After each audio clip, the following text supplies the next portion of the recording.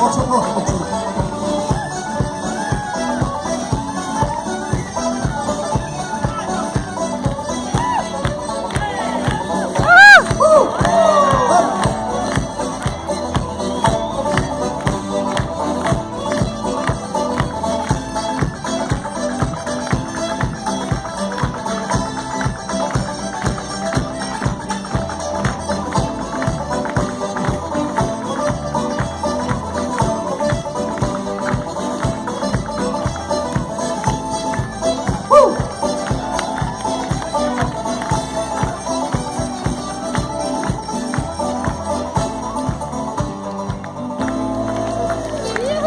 That's how they get it done in West Clare.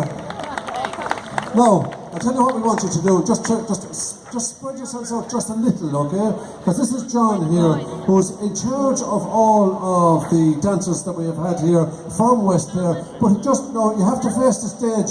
You needn't go too far, because John is going to show you a very basic traditional step that they would use there in Hell for Leather. This is a very good opportunity to find out exactly what goes on. John, will you explain things? Thank you, Kieran.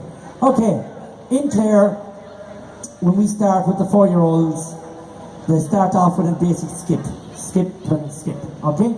But when they come to learn the batters, it's very, very simple. You just go 1, 2, and that's your step. 1, 2. So you just go right, 2, right, 2, right, 2, right, 2. And to explain it, a lot of teachers will use the word rally or shuffle, okay? In West Clare, we keep it very simple. We just say kick the floor. Okay? So basically it's 2 kicks. Kick, down, kick, down. So that's your battle step. So it just goes kick and kick, down, kick and down. Kick and kick, down, kick, down. Easy? Yeah? Okay.